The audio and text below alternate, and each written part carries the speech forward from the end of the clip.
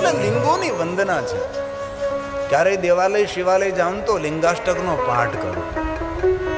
તો પહેલી પૂજા બ્રહ્મા અને વિષ્ણુએ ભગવાન મહાદેવના લિંગ સ્વરૂપની પૂજા કરી. ત્યારબાદ દેવ મુનિ, બીજી પંક્તિમાં કહ્યું દેવતાઓએ બ્રહ્મા અને વિષ્ણુને જો દેવતાઓએ શિવલિંગની પૂજા કરી, મુનિઓએ શિવલિંગની પૂજા કરી. આ છે લિંગાષ્ટકની બીજી પંક્તિ. દેવ મુનિ પ્રવરાચિતલિંગમ કામદહં કરુણાકરલિંગમ. કામદહં કરુણાકરલિંગમ, કેટલી સુંદર વાત છે. એક આચાર્ય મળ્યા હતા મને, બહુ વિદ્વાન હતા. વિદ્વાનો સાથે વિવાદ ન કરાય, વિદ્વાનો સાથે સંવાદ કરાય. આપણે ઘણીવાર વિદ્વાનો સાથે વિવાદમાં પડી જતા હોય છે. વિદ્વાનો સાથે વિવાદ ન કરાય, તેની સાથે સંવાદ કરે. તેને બહુ સરસ વાત કરી હતી કે માણસે એમ કહે છે કે ભગવાન શિવજી દરેક કામનાઓની પૂર્તિ કરે છે, પણ ખરેખર જો મહાદેવને આપણે જોઈએ, નિહાળીએ તો મહાદેવજી કામનાઓની પૂર્તિ તો કરે, પણ કામનાઓને બાળીને ભસ્મ કરી દે છે અને આપણા ઉપર કરુણા કરે છે. એ ભગવાન શંકરજીની દુનિયા છે. કામદહમ, જે કાંઈ આપણી કામના હોય બધી જ નષ્ટ થઈ જાય. ઉપમન્યુજીએ ભગવાન કૃષ્ણજીને વાત કરી કે શ્રેષ્ઠ શિવ ભક્ત એ છે જે કામના રહિત મહાદેવની ઉપાસના કરે છે. કામદહમ, કામને બાળીને ભસ્મ કરે છે. ને વિશ્વના અનેક દેવતાઓમાં એક જ દેવ એવા છે કે જેને કામને બાળીને ભસ્મ કર્યો છે, જેને આપણે કામારી કહીએ, કામનાથ કહીએ, કામેશ્વર મહાદેવ કહે છે. અને આપણા પર કરુણા કરે છે. અને ઈશ્વરની કરુણા ત્યારે જ થાય જ્યારે આપણે કામનાઓ બધી જ દહન પામે. કારણ કે આપણે દુઃખી છીએ તેનું કારણ શું છે? આપણે કામનાઓ તીવ્રતા પકડતી જાય છે. એક નાનકડું ઘર બનાવ્યું, 3 રૂમ, રસોડું, મસ્ત મનામ, એ સુખ શાંતિથી રહીએ, અને કોઈનો મોટો રાજમહેલ જોઈએ અને કામનાની વૃત્તિ શરૂ થઈ. આના જેવું ક્યારેક મકાન બનાવવું છે. 10 વીઘા જમીન છે, કામના વૃત્તિ થઈ કે 20 વીઘા થાય, આ કામના. પણ જીવનમાં જેટલી જરૂરિયાત હોય એટલું જ માણસે ભેગું કરવું જોઈએ. બાકી વધારે ભેગું કરવાથી આયુષ કેટલી આપણી? 70, 80, 90, 95, 100 વર્ષ, 110, 120, ચાલો 150. આપણે તો કામ ના કરીએ, તમે જીવો હજારો સાલ, પણ હજારો સાલ તો કોણ રહે? તેથી અલ્પ આયુ છે. અલ્પ આયુમાં જીવનને માણી લેવું જોઈએ, સમજી લેવું જોઈએ. પણ કોણ? તેથી શિવ સાધના કરનારા માણસોના હૃદયમાં કામનાઓનો વિરામ થઈ જાય છે. અરે ત્યાં સુધી કહ્યું છે શિવ મહાપુરાણ ગ્રંથની અંદર, સાચો મહાદેવનો ભક્ત હોય ને એ શંકર ભગવાન પાસે મોક્ષની પણ માંગણી ન કરે અને મુક્તિની પણ માંગણી ન કરે. એ શ્રેષ્ઠ મહાદેવનો ભક્ત છે. એ શિવની શરણાગતિ છે. અને શિવ માગ્યા વગર કરુણા કરે છે. તેથી બીજી પંક્તિમાં કહ્યું કામદહમ કરુણાકર લિંગ. આ લિંગાષ્ટક બહુ સુંદર છે. દેવ મુનિ દેવ મુનિ પ્રવરાચિતલિંગમ કામદહં કરુણાકરલિંગમ રાવણ દર્પ વિનાશલિંગમ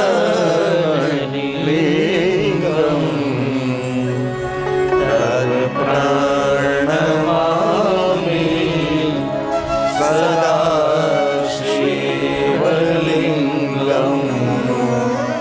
તત્પ્રણમામિ સદા શિવલિંગમ. રાવણના ગર્વને દૂર કરનારા એ ભગવાન મહાદેવ છે. તમે વિચાર તો કરો, રાવણનો ગર્વ કઈ રીતે દૂર કર્યો છે? રાવણનું અભિમાન કઈ રીતે મિથ્યા કર્યું છે? જે રાવણ, ધ્યાન દીજીએ, બીજું ક્યાં દેવા જેવું નથી. રાવણ જો કૈલાસ પહાડને હચમચાવી શકતો હોય, રાવણ જો કૈલાસ પહાડને ઉચકાવી શકતો હોય, આ રાવણ મહાદેવનું આપેલું શિવલિંગ, શંકર ભગવાનને કહ્યું કે હું તને શિવલિંગ આપું છું, જા તો લંકામાં જેને સ્થાપિત કરજે, પણ જ્યાં તો સ્થિર કરી દઈશ ત્યાંથી શિવલિંગ હટાવી નહીં શકે તું. અને પૂરી કથા છે.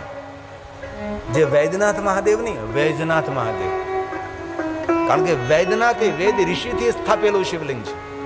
વેદ ઋષિએ ત્યાં પૂજા કરે છે. અશ્વિની કુમારોની તપસ્થલી છે. વેજુ નામના ગોવાળાએ જે શિવલિંગની પૂજા કરી તે વૈજનાથ મહાદેવ, જે ઝારખંડમાં આવેલું છે. અને પછી ભગવાન ગણેશજીએ શિવલિંગને છોડાવવા માટે દેવતાઓની પ્રાર્થનાથી ગણેશજીએ કાર્ય કર્યું છે. અને ગણેશજીએ શિવલિંગ હાથમાં લીધું, નીચે છોડી દીધું. રાવણે ખૂબ પ્રયાસ કર્યો, પણ શિવલિંગ ટચ મચ નથી. જે રાવણ કૈલાસ પહાડને ઉપાડી શકતો હતો એ જ રાવણ મહાદેવનું આપેલું જે શિવલિંગ છે તેને થોડું ચોખાવા પણ હચમચાવી ન શક્યો. તેથી લિંગાષ્ટકમાં કહ્યું, રાવણ દર્પ વિનાશન લિંગમ તદ પ્રણમામિ સદા શિવલિંગમ તદ પ્રણમામિ સદા શિવલિંગમ. જે શિવલિંગની પૂજા સુગંધિત દ્રવ્યો થાય છે એ ભગવાન મહાદેવના લિંગને હું પ્રણામ કરું છું. સર્વ સુગંધી સુલેપિત લિંગમ. ભગવાન શિવજીની એક ક્રમશઃ પૂજા હોય છે. પહેલા શુદ્ધ જલથી મહાદેવની પૂજા હોય છે, ત્યારબાદ ખાદ્ય દ્રવ્યોથી ભગવાન શિવની પૂજા હોય છે, અને ખાદ્ય દ્રવ્યોથી સંપૂર્ણ પૂજા પૂર્ણ થયા બાદ સુગંધિત દ્રવ્યોથી મહાદેવની પૂજા હોય છે. આ રીતે પૂજાનો એક ક્રમ છે. બધું એક સાથે ન હોઈ શકે. તેની પૂજા માટે એક અલગ અલગ વિદ્વાનોનો ક્રમ બતાવેલો છે કે આ રીતે ભગવાન શિવજીની પૂજાનો ક્રમ હોય. જે બહુ જ ભણેલા વિદ્વાનો હોય છે, જે શિવ પૂજા વિશે જે સંપૂર્ણ જાણતા હોય, જેનો વિષય કર્મકાંડ પૂજા પાઠ છે, એના આ બધી વસ્તુની બહુ જ ક્રમશઃ ખબર હોય. વિશેષ કરીને દક્ષિણ ભારતમાં જે બ્રાહ્મણો ભગવાન મહાદેવની વિશેષ પ્રકારે પૂજા કરે છે તેની પાસે એક પૂજાનો ક્રમ હોય છે. તેથી લિંગાષ્ટકમાં કહ્યું, સર્વ સુગંધિત સુલેપિત લિંગમ બુદ્ધિ વિવર્ધન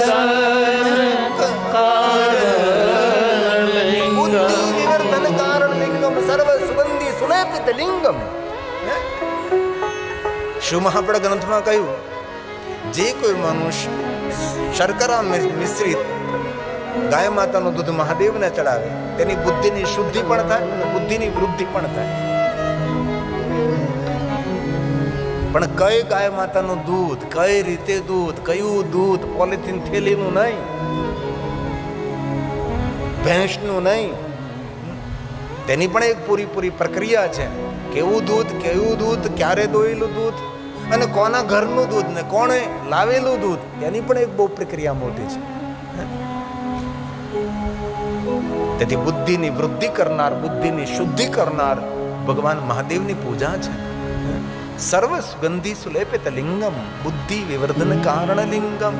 એ ભગવાન મહાદેવના લિંગાષ્ટકનો અદ્ભુત મહિમા છે. ત્યારબાદ સિદ્ધ સુરાસુર વંદિત લિંગમ. કેટલી સુંદર વાત. સિદ્ધ સુરા અસુર, સિદ્ધોએ ભગવાન મહાદેવનું પૂજન કર્યું, સુર દેવતાએ મહાદેવનું પૂજન કર્યું, અસુર સિદ્ધ સુરા અસુર. સવે ભગવાન મહાદેવની પૂજા કરે છે. સિદ્ધોએ મહાદેવનું પૂજન કર્યું, દેવતાઓએ મહાદેવનું પૂજન કર્યું, અસુરોએ મહાદેવનું પૂજન કર્યું છે.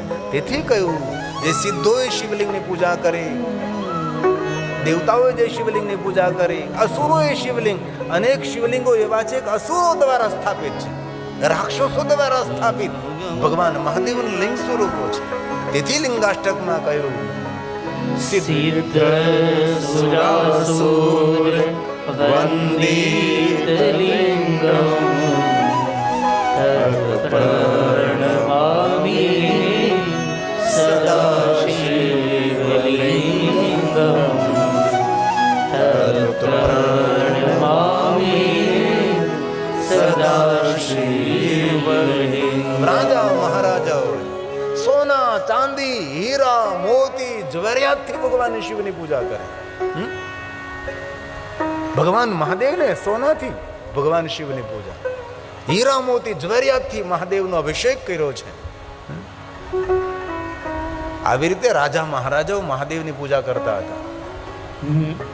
પણ પછી ધીમે ધીમે કરતા પ્રચાર એવો થયો, એક બીલીપત્ર, એક પુષ્પ, એક લોટા જલકી ધાર.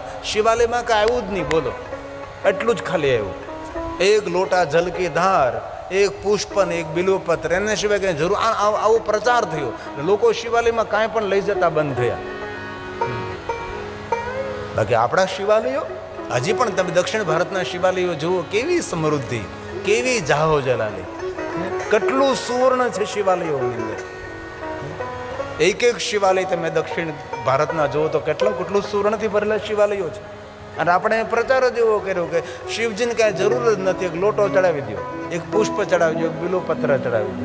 તો લોકો ખાલી ખાલી ઘરેથી આવે, લોટો મંદિરનો, પાણી મંદિરનો, અને આજુબાજુ ફૂલ વાવેલા એ ફૂલ એ મંદિરના, અને બીલોપત્રનું વૃક્ષ તોડી મંદિર. આ ખાલી આમના માપ.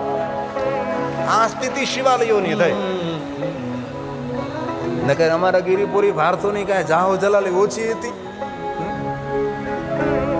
શિવાલયમાં ધીમે ધીમે પછી સંપ્રદાયનો મારો થયો, એટલે શિવાલયમાં લોકો આવતા બંધ થયા. કોઈ શિવાલયમાં નહીં આવતું તો મને ખબર છે, કારણ કે હું ભાગશાળી જીવ છું, અને હૃદયથી કહું છું ભાગશાળી જીવ છું, કારણ કે મારો જન્મ શિવાલયમાં થયો, મારું જીવન શિવાલયમાં વીતું છે, એટલે ભાગશાળી જીવ છું. મને શિવાલયનો ગહેરો અનુભવ છે કે શિવાલયની સ્થિતિ શું હતી. રોજની તો વાત છોડો, મહાશિવરાત્રિના દિવસે 4-5 વ્યક્તિ આવતા હતા. એ શિવ પૂજા કરવાવાળા નહીં, તો ભાંગ પીવાવાળા હતા. મહાદેવના નામથી કોણ શિવાલય કોઈ નહીં આવતું હતું. થોડા ઘણા ભક્તો હોય. તેથી લિંગાષ્ટકમાં કહ્યું, રાજા મહારાજાઓ ભગવાન મહાદેવને સુવર્ણથી પૂજા કરતા હતા. કનક કનકમહામણિ ભૂષિતલિંગમ ફણિપાતિવેષ્ટિત શોભિતલિંગમ. ભગવાન મહાદેવના શિવલિંગ પર નાગ નથી, ફણિપતિ નાગોનો રાજા છે. વાસુકે કંઠ ભૂષણમ પન્નગ ભૂષણમ. જે નાગનો અંદર નાગનો જે રાજા છે, એ નાગ ભગવાન મહાદેવના શિવલિંગ ઉપર બિરાજે છે. એટલે કે ફણિપતિ એ ભગવાન મહાદેવ, એ શિવ છે. મહાદેવના ભક્તોને પ્રાર્થના, ભલે રોજ રોજ આપણે સર્વ લિંગોની પૂજા ન કરી શકીએ, પણ લિંગાષ્ટકનો પાઠ તો જરૂર કરવો જોઈએ. લિંગાષ્ટક કંઠસ્થ કરી લેવું. જ્યારે શિવજીનું દર્શન કરવા જાય ત્યારે લિંગાષ્ટકનું ગાયન કરીએ. સર્વ લિંગોની વંદના છે. કનક કનકમહામણિ ભૂષિતલિંગમ ફણિપાતિવેષ્ટિત શોભિતલિંગમ દક્ષ સુયજ્ઞ વિનાશનલિંગમ પ્रणमामि સદા શિવલિંગમ પ્रणमामि સદા શિવલિંગમ. દક્ષ મહારાજે યજ્ઞ કર્યો હતો. યજ્ઞમાં શિવજી મહારાજને દૂર કર્યા હતા. યજ્ઞમાં શિવ ને શંકર નહીં. ભૃગુ ઋષિએ દક્ષને સમજાવ્યા કે દક્ષ, આ શું તમે કરી રહ્યા છો? અરે પોતાની પુત્રી સતીએ સમજાવ્યા કે પિતાજી, આ શું તમે કરો છો? શિવ વગર કોઈ કાર્ય સફળ ન થાય, શિવ વગર તો જીવન સફળ ન થાય. શિવ નથી તો ત્યાં શબ વૃત્તિ છે, મૃત વૃત્તિ છે, અમૃત વૃત્તિ નથી. આ તમે શું કરી રહ્યા છો? દક્ષે કોઈનું ન માન્યું, અને દક્ષ મહારાજે યજ્ઞ આદર્યો, અને યજ્ઞનો વિધ્વંસ થયો. વીરભદ્રા. અને ત્યારબાદ ભૃગુ ઋષિએ કહ્યું કે મહાદેવ, મારા દક્ષનું મંગલ કરો. મારો શિષ્ય ભલે મંદબુદ્ધિનો છે, પણ હું તો તમારો ભક્ત છું ને.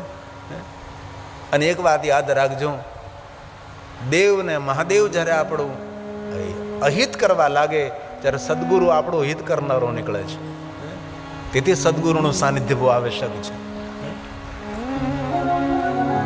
મહાકાલની પ્રગટ કથા, રામચરિત માનસની કથા આપણે સૌ જાણીએ છીએ.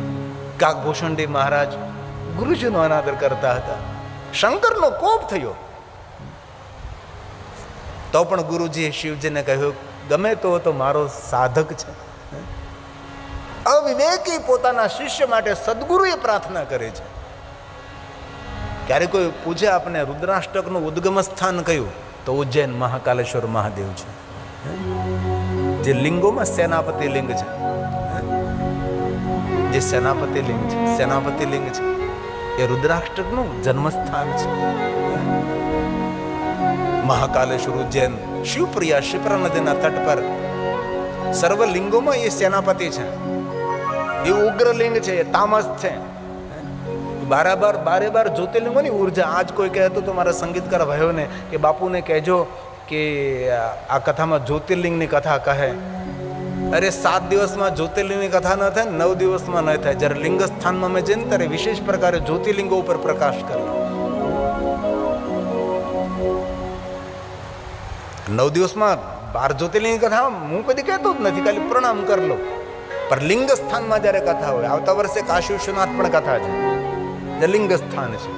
આવતા વર્ષે દર વર્ષે મેં પ્રભાસ તીર્થ સોમનાથ મહાદેવના સાનિધ્યમાં તો એક કથા કરીએ છીએ.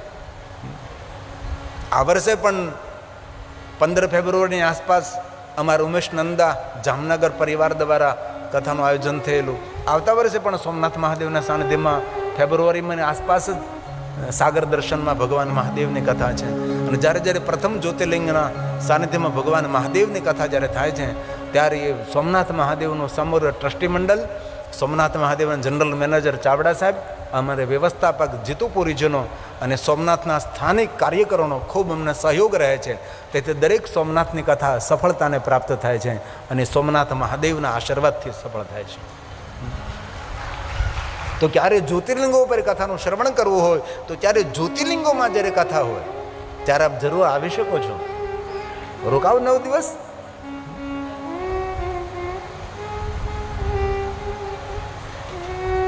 તો રુદ્રાષ્ટક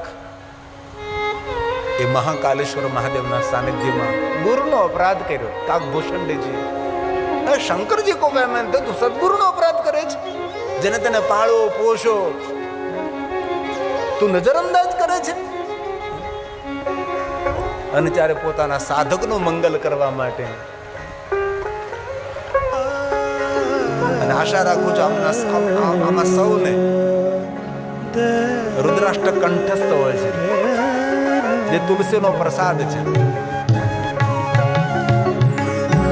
નરસિંહનો પ્રિય રાગ છે. જુનાગઢ નરસિંહ મહેતા.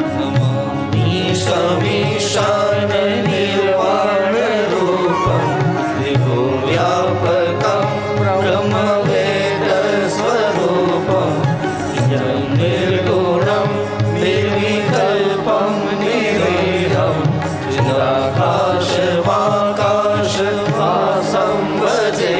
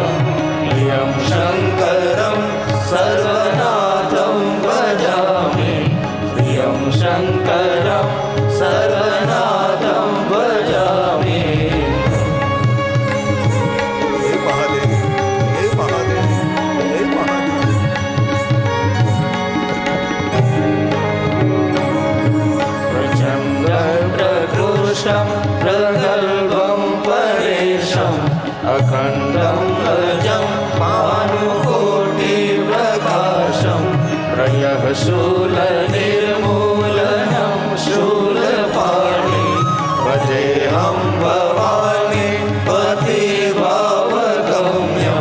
कलातीतकल्याणकल्पान्तकारी सदा सज्जनानन्ददाता पुरारी चिदानन्दसन्दोहमोहापहारी प्रसीद प्रसीद प्रभो मन्मदारी प्रसीद प्रसीद प्रभो मन्मदारी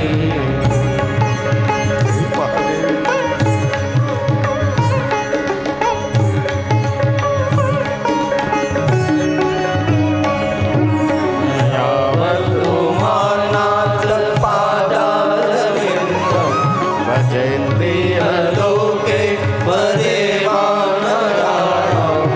तावत्सुखं शान्ति सन्तापनाशं प्रसीद प्रभो सर्वभूतादिवासं न जानामि योगं धृतं नैव पूजा न तोऽहं सदा सर्वदा शम्भुतुभ्यं जरा जन्म दुःखो क्षतातव्यमानं प्रभो पाहि आपन्नमामीश शम्भो प्रभो पाहि आपन्नमामीश शम्भो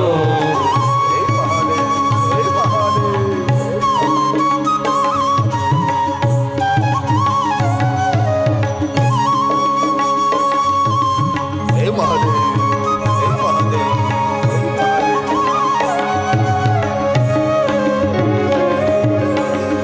दर्शन दो गगन श्याम नाथ मोरी अखिया प्यासी रे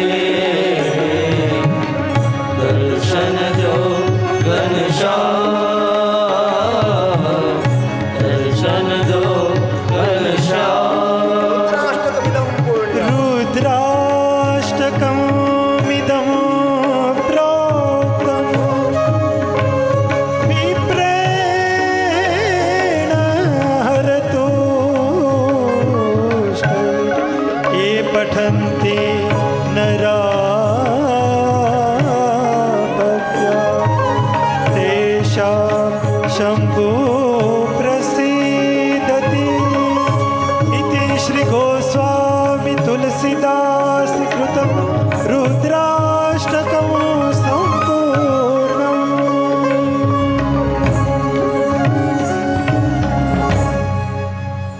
સૌને રુદ્રાક્ષ મુખપાઠ અને કંઠસ્થ હોય છે. ભગવાન શિવજીના શિવાલયજીને રુદ્રાષ્ટકનો પાઠ કરે. અરે ઘરમાં પણ કરી શકાય છે. તેથી મહાદેવના ભક્તોને રુદ્રાષ્ટક, લિંગાષ્ટક, શિવાષ્ટક આ બધા અષ્ટક કંઠસ્થ હોય છે. કુમકુમ ચંદન લેપિત લિંગમ. ભગવાન શિવની પૂજા છે. રક્તવર્ણ ચંદન, શ્વેત ચંદન, કેસરીયુક્ત ચંદન. ભગવાનને ચંદનનો લેપ કરો. ચંદનના લેપ કરવા માટે ચંદનને ઘસવું પડે છે. આ બજારમાંથી લાવેલું કલર અરે મૂર્તિઓને ખરાબ કરી દે છે. ખબર નહીં આ કોણ લાવ્યું છે. અરે સુખડનું કાષ્ટ ઘસવું પડે છે અરીસા પર, તખતા પર. ચંદન ઉતારવું પડે તાકાત લગાડીને. આ રીતે ચારે ચંદન થાય. કેસર તમે મિક્સર તો કેસર યુક્ત ચંદન કહેવાય છે. આવી રીતે તેને તાકાત લગાડીને ઘસવું પડે છે ત્યારે એ ચંદન બને. તેથી બજારમાંથી લાવેલા પડીકા અને એ પડીકાથી ભગવાન શિવની પૂજા કરો છો, શરમ આવવી જોઈએ આપણને. તેથી શિવાલયોમાં તકતો શિવાલય ઓરસું જેને કહેવાય એના પર ચંદનનું કાષ્ટ ઘસવું પડે છે. રક્તવર્ણ ચંદન, શ્વેત ચંદન, કેસરયુક્ત ચંદન મહાદેવને અર્પણ કરીએ આપણે. તેથી લિંગાષ્ટકમાં કહ્યું છે કે ભગવાન શિવજીને ચંદનનો લેપ કરો. અને ભગવાન મહાદેવને ચંદનનો જે લેપ રોજ કરે છે. આમ તો શિવ પુરાણની અંદર બ્રહ્માજી નારદજીને આ બધી કરી છે પૂજાઓ અલગ અલગ કામનાઓની પૂર્તિ માટે. રાજોપચાર, સોળોપચાર, પંચોપચાર, એકોપચાર, વૈરવોપચાર, પુષ્પ પૂજા, પછી ધાન્ય પૂજા, ધારા પૂજા. તેની અંદર વર્ણન કે ભગવાન શંકરને ચંદનનો લેપ કરવો. પણ કોઈ પ્રયોગ કરવા માટે ભગવાન મહાદેવની પૂજા નહીં કરવી. ઘણા લોકો પ્રયોગ કરવા માટે ભગવાન મહાદેવની પૂજા કરે. બહુ હૃદયથી એક વાત કહું છું, ભગવાન શિવની પૂજા કોઈ પ્રયોગ માટે ન કરે. અલગ પ્રયોગ કરે લોકો કે આ પ્રયોગ કરવાથી આ કામના પૂરી થશે, આ પ્રયોગ કરવાથી આ કામના પૂરી થશે, આ પ્રયોગ કરવાથી આ કામના પૂરી થશે, આ પ્રયોગ કરવાથી આ કામના પૂરી થશે. પ્રયોગ કરવાથી કોઈ કામના પૂરી થાય કે ન થાય, પણ શિવ સાથે યોગ જોડવાથી કામના પૂરી થાય છે. શિવ યોગનો દેવતા, આદિ યોગી છે, મૂળ યોગી છે, પણ પ્રયોગ લોકો કરે છે, પણ શિવ સાથે યોગ નથી કરતા. તેથી શિવ પર પુરાણ ગ્રંથમાં કહ્યું, પુષ્પ પૂજા, ધાન્ય પૂજા, ધારા પૂજા, લિંગાષ્ટકની પંક્તિ છે, કુમકુમ ચંદન કુમકુમ ચંદન લેપિતલિંગમ પંકજહાર સુશોભિતલિંગમ. પંકજ, કમલના પુષ્પોનો શંકરજીને હાર ચડાવવો. ભગવાન મહાદેવની શિવલિંગની શોભા છે. કમલ પુષ્પોથી કોને પૂજા કરી? શંકરજીની. સહસ્ત્ર કમલ મેં હો રહે ધારી કે નહીં વૃક્ષા તબે હી પુરારી. એક કમલ પર રાખ્યો જોઈ, કમલ નયન પૂજન સહસ હોય. વિષ્ણુ ભગવાને કહ્યું કે પોતાની આંખ કાઢીને શંકર ભગવાનને અર્પણ નહીં, પણ કોઈની આમે આંખ કાઢવી નહીં. એ શિવની પૂજા છે. ઘણા લોકોને સામર્થ્ય મળ્યું તો બીજા આમે આંખ કાઢે.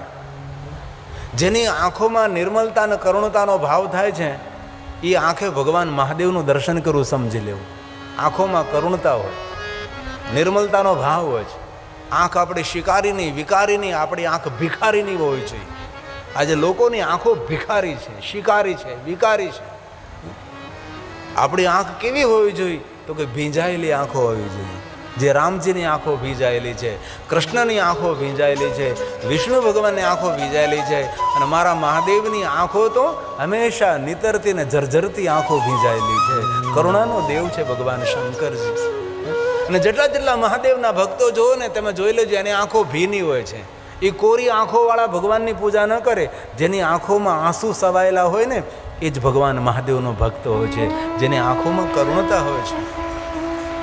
દૂર જવાની જરૂર નથી. મહાદેવનો સાચા ભક્તનું દર્શન કરવું. વ્યાસપીઠ ઉપરથી પ્રશંસા નથી કરતો, પણ ક્યારેક અવસર મળે, મોરારી બાપુની આંખ જોઈ લો. એ શિવ ભક્તની આંખ છે, જર્જરિત આંખ, ભીંજાયેલી આંખ. રામજીની આંખો નિરંતર ભીંજાયેલી રહેતી હતી, કે મહાદેવના ભક્ત છે રામ. કૃષ્ણની આંખો હંમેશા ભીંજાયેલી રહેતી, ક્यों? કૃષ્ણ મહાદેવના પરમ ભક્ત છે. મહાદેવના ભક્તોનું શ્રેષ્ઠ લક્ષણ છે એની આંખો ભીંજાયેલી હોય છે. ભૂલી ભાન ભૂલી જેની આંખડી રડેલી, એ ભગવાન સુધી પહોંચી શકે છે. જેની આંખમાં કઠોરતા, એ ભગવાન શિવ સુધી ન પહોંચી શકે. મહાદેવ પાસે પહોંચવા માટે આંખમાં આંસુ જોઈએ.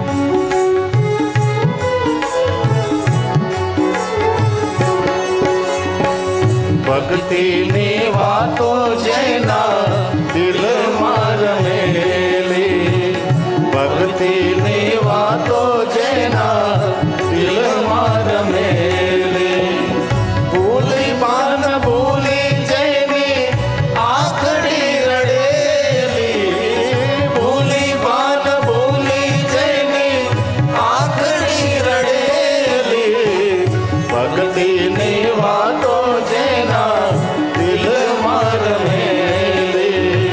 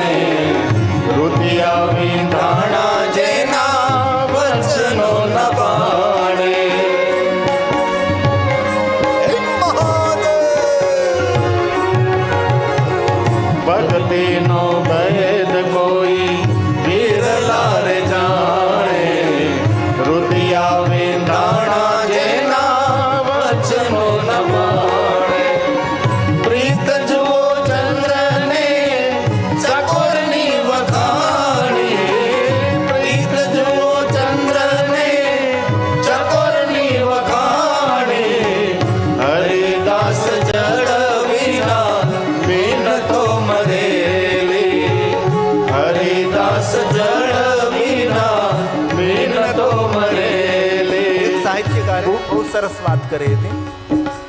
ઘણા સમયથી આ વાત હું પણ વિસરી ગયો હતો.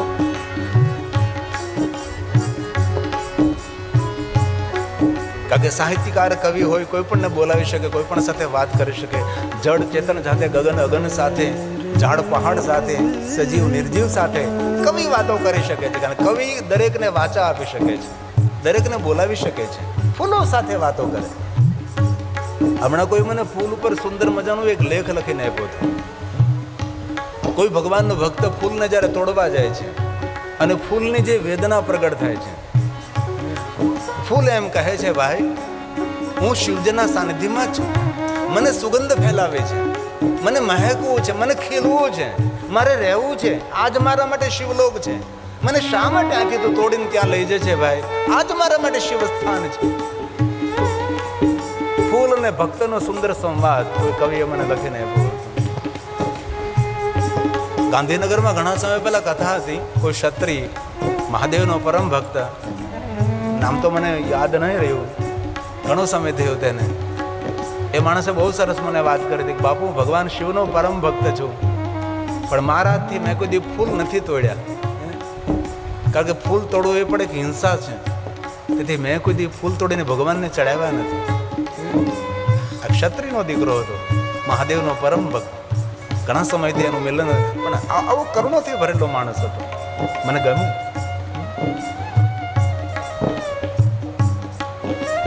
તો કવિ સાહિત્યકાર કોઈ સાથે વાતો કરે તો ચકોરને પૂછ્યું કે તું આકાશ સામે શું જોવે છે? તો કે હું ચંદ્રને પ્રેમ કરું છું. પેલો કવિ કહે છે, લેખક, કે પ્રેમ તો તેને જ કરાય જેની સાથે મિલન સંભવ હોય છે. જેની સાથે મિલન સંભવ નથી તેની સાથે પ્રેમ કરવાનો કોઈ અર્થ નથી.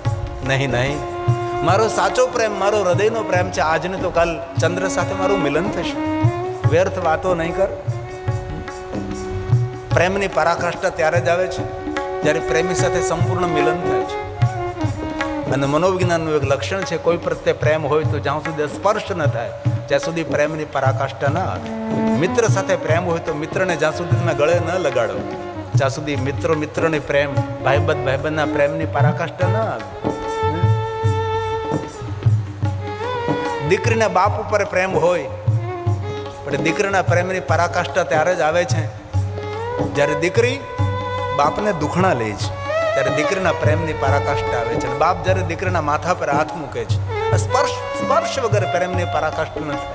માને પોતાના બાળક ઉપર પ્રેમ હોય, બાળકને જ્યાં સુધી વાત્સલ્ય ન કરે ત્યાં સુધી માના પ્રેમને પરાકાષ્ઠા ન આવે.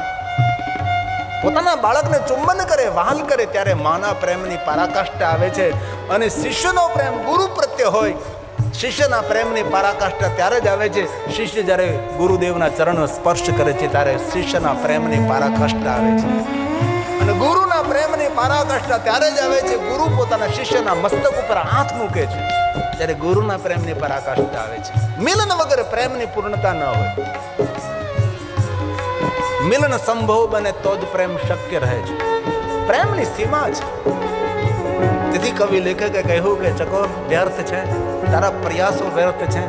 પ્રેમ તો તેને જ કરાય જેની સાથે મિલન સંભવ હોય. હવે ક્યાં આકાશમાં રહેનાર અમૃતને વર્ષા કરનારો ચંદ્ર અને તું ક્યાં ધરતી પર રહેનાર ચકોર, તારું મિલન સંભવ જ નથી. છોડી દે.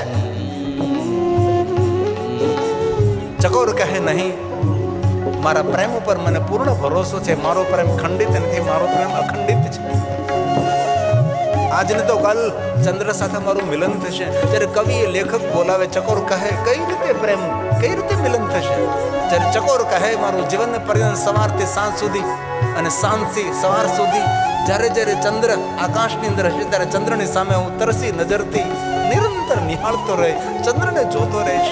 ચંદ્રને પ્રેમ કરતા કરતા, ચંદ્રની સામે દ્રષ્ટિ કરતા કરતા મારી યુવાની પૂર્ણ થઈ. યુવાની પૂર્ણ થઈ, મિલન તો ન સંભવ બન્યું ને, છોડીને નહીં સાંભળતો. ધીરે ધીરે મારી વૃદ્ધાવસ્થા અને ચંદ્રને હું પ્રેમ કરતો, ચંદ્રની સામે હું દ્રષ્ટિ કરતો રહીશ. વૃદ્ધાવસ્થા આવી ગઈ, મિલન તો ન થયું ને.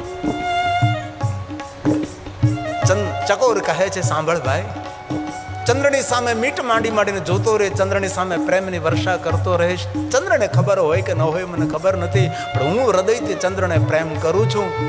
અને ચંદ્રની પ્રેમ કરતા કરતા મારું મૃત્યુ થશે. મૃત્યુ થયું, મિલન તો ન થયું ને. હવે તું સાંભળ, ચકોર કહે છે મારું મૃત્યુ થશે અને કોઈ સજ્જન માણસ અહીંથી પસાર થશે, મારું શબ જોઈને તેને અગ્નિ સંસ્કાર આપશે અને મારા શબમાંથી રાખ થશે.